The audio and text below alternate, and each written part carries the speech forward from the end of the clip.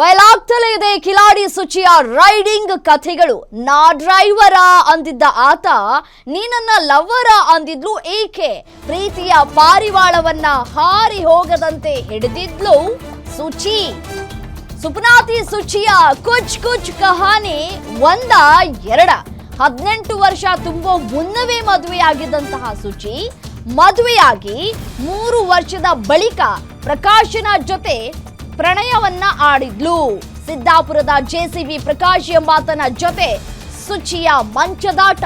Prakash ಎಂಬಾತನಿಗೆ JCB ಖರೀದಿಗೆ ಹಣವನ್ನ ಕೊಟ್ಟಿದ್ದಂತಹ ಸುಚಿ ಹಣದ ಮೂಲ ಏನು, ಎಲ್ಲಿಂದ ಬರ್ತಾ ಇತ್ತು ಎಷ್ಟೊಂದು ಹಣ ಅನ್ನುವಂತಹ ಪ್ರಶ್ನೆ ನಾನೇನ್ ಮಾಡಬೇಕಾಗಿಲ್ಲ, ನಿಮ್ಗೆ ಗೊತ್ತಾಗ್ತಾ ಇದೆ ಯಾವ ರೀತಿಯಾಗಿ ಹಣದ ಹೊಳೆ ಹರಿದು ಬರ್ತಾ ಇತ್ತು ಅಂತ ಹೇಳಿ.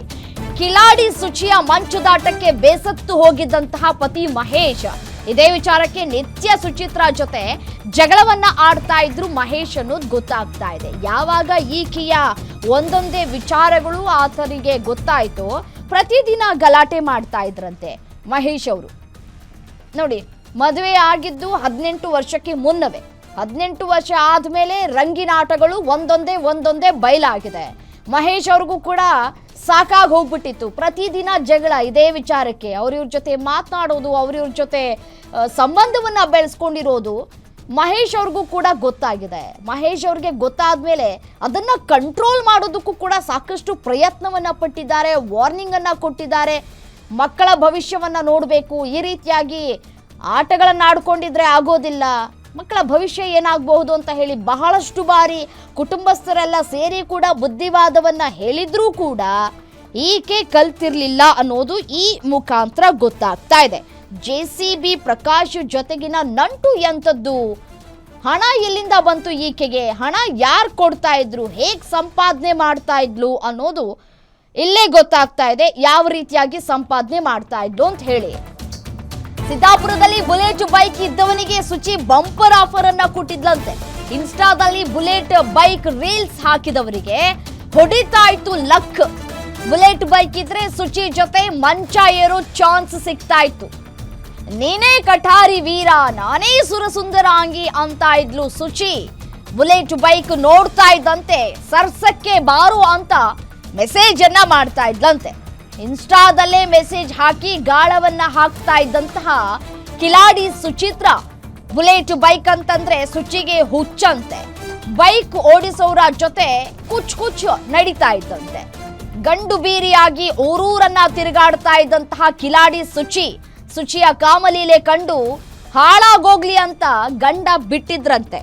ಏನಾದ್ರೂ ಮಾಡ್ಕೊಂಡು ಹಾಳಾಗೋಗು, ನನ್ನ ಜೀವನ ಮಾತ್ರ ಹಾಳಾಗಿದೆ ಈಗಾಗಲೇ, ನನ್ನ ಮಕ್ಕಳ ಜೀವನನೂ ಹಾಳು ಮಾಡಬೇಡ ಅಂತ ಹೇಳಿ ಬಿಟ್ಬಿಟ್ಟಿದ್ರಂತೆ. ಎಸೇನು ಇದೇ ವಿಚಾರಕ್ಕೆ ಸಂಬಂಧಪಟ್ಟಂತೆ ಮತ್ತಷ್ಟು ಡೀಟೇಲ್ಸ್ ಕೊಡ್ತಾ ಹೋಗ್ತಾರೆ SK. Manjunath, crime bureau head ನೇರ ಸಂಪರ್ಕದಲ್ಲಿ ಜಾಯ್ನ್ ಆಗಿದ್ದಾರೆ ನ್ಯೂಸ್ ಡೆಸ್ಕ್ನಿಂದ. ಮಂಜುನಾಥ್, ಈ ಸುಚಿಯ ಒಂದೊಂದು ರಾಸ ಲೀಲೆಗಳು ಒಂದೊಂದು ಕಥೆಯನ್ನ ಹೇಳ್ತಾ ಇದೆ. ಅಂತಿಂತ ಹೆಣ್ಣಂತೂ ಅಲ್ವೇ ಅಲ್ಲ, ಹೆಮ್ಮಾರಿ ಅನ್ನೋದು ಗೊತ್ತಾಗ್ತಾ ಇದೆ. ಸೊ ಈಗ ತನಿಖೆ ಹೇಗ್ ಸಾಗ್ತಾ ಇದೆ? ತನಿಖೆಯನ್ನ ನಡೆಸುವಂತಹ ಪೊಲೀಸ್ ಅಧಿಕಾರಿಗಳೇ ಒಂದ್ ಕಡೆ ಬೆಚ್ಚಿ ಬಿದ್ದಿದ್ದಾರೆ ಅಂತ ಕಾಣಿಸುತ್ತಲ್ವಾ?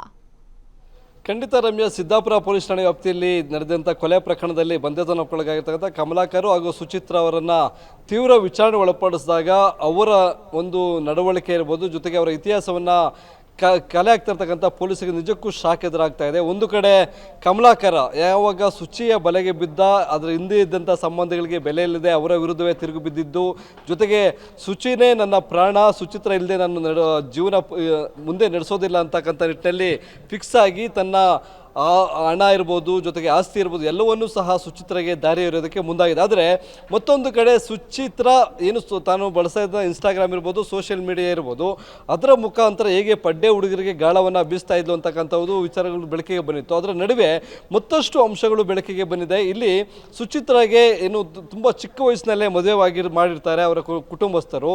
ಆದರೆ ಮದುವೆಯಾಗಿ 3 ವರ್ಷಕ್ಕೆ ತನ್ನ ವರಸೆಯನ್ನು ಬದಲಾಯಿಸಿದಂಥ ಸುಚಿತ್ರಾ ಗಂಡನನ್ನು ತೊರೆದು ಪರಪುರುಷನೊಂದಿಗೆ ಅನೈತಿಕ ಸಂಬಂಧವನ್ನು ಇಟ್ಕೊಳ್ಳುವಂಥ ಕೆಲಸಕ್ಕೆ ಮುಂದಾಗ್ತಾಳೆ. ಅದು ಶಿರ್ಸಿಯಲ್ಲಿ ತುಂಬ ಹೆಸರುವಾಸಿಯಾಗಿರ್ತಕ್ಕಂಥ JCB ಪ್ರಕಾಶ್ ಎಂಬಾತನೊಂದಿಗೆ ಅದಕ್ಕೆ ಅನೈತಿಕ ಸಂಬಂಧವನ್ನು ಇಟ್ಕೊಂಡಿರ್ತಾರೆ. ಅದೇ ಗ್ಯಾಪಲ್ಲಿ ಯಾರಾದರೂ ಬುಲೆಟ್ಗಳನ್ನು ಇಟ್ಕೊಂಡು ರೀಲ್ಸ್ಗಳನ್ನು ಅಪ್ಲೋಡ್ ಮಾಡಿದೆ ಆದರೆ ಅಂಥವ್ರಿಗೂ ಸಹ ಇದೇ ಸುಚಿತ್ರ ಅಲಿಯಾಸ್ ಸುರೇಖಾ ಗಾಳಗಳನ್ನು ಹಾಕ್ತಾಯಿದ್ರು.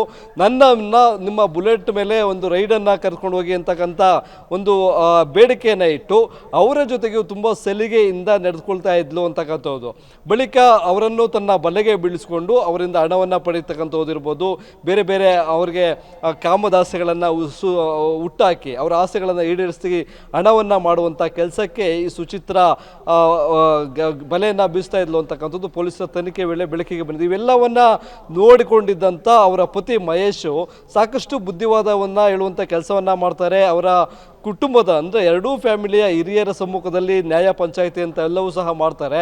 ಆದರೂ ಸಹ ಆಕೆ ತನ್ನ ತಪ್ಪನ್ನು ತಿದ್ದಿಕೊಳ್ಳುವಂಥ ಕೆಲಸ ಮಾಡೋದಿಲ್ಲ. ಕೊನೆಗೆ ನನ್ನ ಮಕ್ಕಳಿಗೆ ವಿದ್ಯಾಭ್ಯಾಸಕ್ಕೆ ಯಾವುದೇ ರೀತಿಯಾಗಿ ತೊಂದರೆಯನ್ನು ಕೊಡಬಾರ್ದು ಅನ್ನೋ ನಿಟ್ಟಿನಲ್ಲಿ ಆತನೇ ಸುಚಿತ್ರನ ತೊರೆದು ಪ್ರತ್ಯೇಕವಾಗಿ ವಾಸವಾಗಿದ್ದ ಅನ್ನೋದು ತನಿಖೆ ವೇಳೆ ಬೆಳಕಿಗೆ ಬಂದಿದೆ. ರಮ್ಯಾ, ರೈಟ್, ಥ್ಯಾಂಕ್ ಯು ತಮ್ಮ ಮಾಹಿತಿಗೆ.